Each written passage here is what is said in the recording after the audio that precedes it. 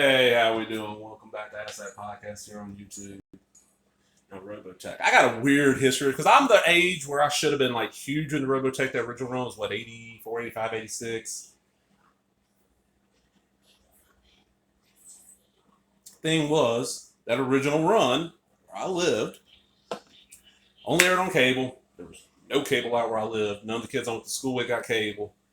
So I did not get to actually sit down and watch. I caught like sometime between the original run and what was it? Was it 92? Whenever they put it back on like Sci-Fi Channel mornings, like Monday through Friday, I started recording it and would watch it when I got home from either school or work. That's when I actually got to sit down and watch it, but I fell in love with Robotech. Matter of fact, I have bought this series. I had it all on VHS, and then I bought it all on DVD, and then I bought it all on DVD again. And then somebody took claim of that set, and I'm like, okay, you can have it. And I bought it all on DVD again, and now I'm buying it on Blu-ray. I just have Macross on Blu-ray. And what this is a Robotech Archive. This is Macross Saga Volume 1.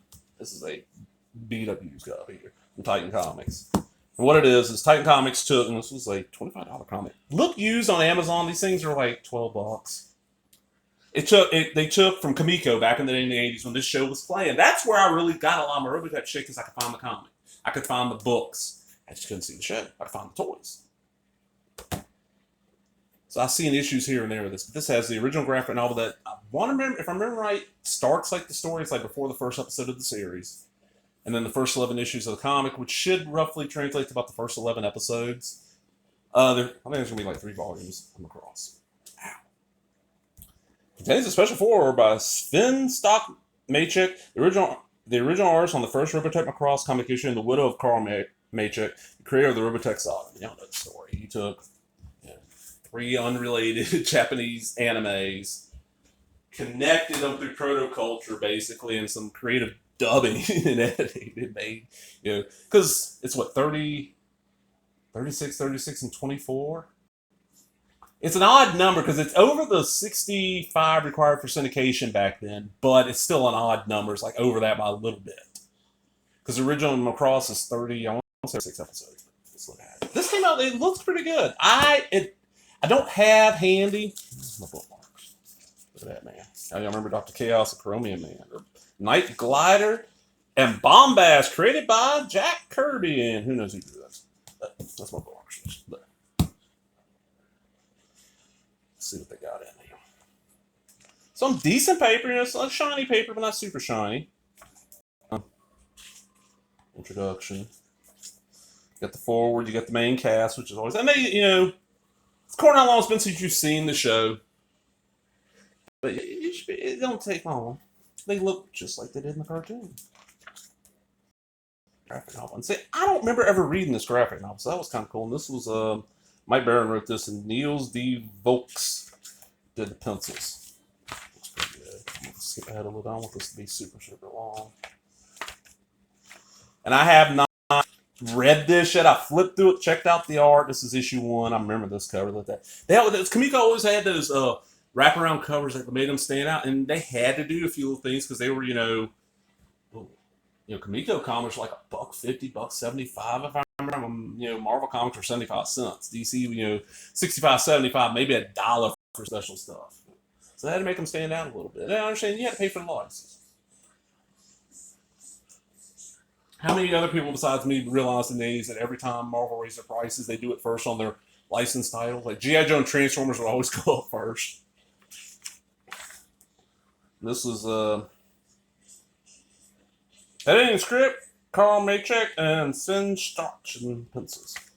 Yeah, just a nice little, looks like the cartoon. I'm assuming they're just following the U.S. edits, like the infamous men-made butt scene. I think I might have told this. Back the 3rd time I bought this, I was down. There's the captain. I was down on the coast for a convention, and I went like one night after convention. I left the convention like midnight when they closed everything. So I went and drove to the nearby Walmart, just opened and looked through their DVD section. They had Robotech, the like A&E DVD releases, and they don't have all the extras, but had the episodes. And I didn't notice it said uncensored. So I grabbed it. It was like $20 a season. I'm down for the con. I got a stack of cash on me. Buy it. Well, like the next day, I ended up staying for like a week. Over the next couple of days, my cousin's two boys asked to watch, and one of them was 9, 10-ish, probably around there, and the other one was 4 or 5. So for like 2 weeks, I walked back there one time because they're watching. They had a DVD player in the older one's room. Walked back there, watch with them for a few minutes, and there's a scene where Minmay takes a shower and see her ass. I'm like, oh, Minmay's butt. And the little one was teasing the other one about it, constantly. Minmay's butt. You saw her butt. Oh, so fun. I love this damn show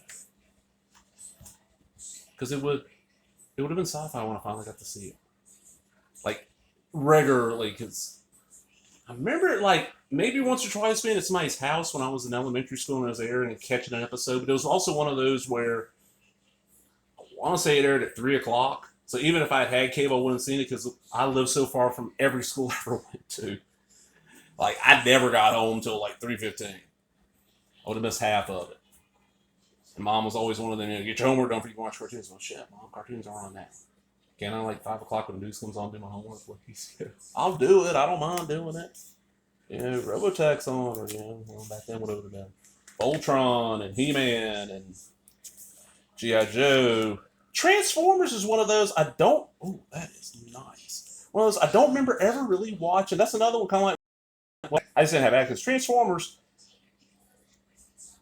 I guess it aired like the Monday through Friday. Reproductions of the covers. In my area, but I don't remember catching it. That's another one where, like, when Sci-Fi Channel in the early 90s started rerunning, and it was also being run as Generation 2 with the weird-ass transition scenes. That's when I started seeing it, and like, okay, it's not bad. And going back,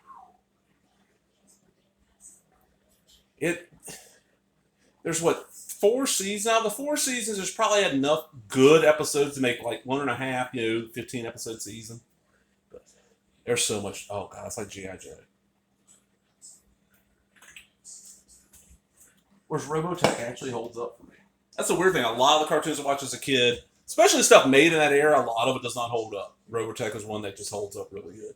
Black Star held up good. But I'm out, everybody. Hope y'all enjoyed that. Remember, if you did, give me that thumbs up, leave a comment, subscribe, all the other bullshit. Talk to everybody later. Bye-bye.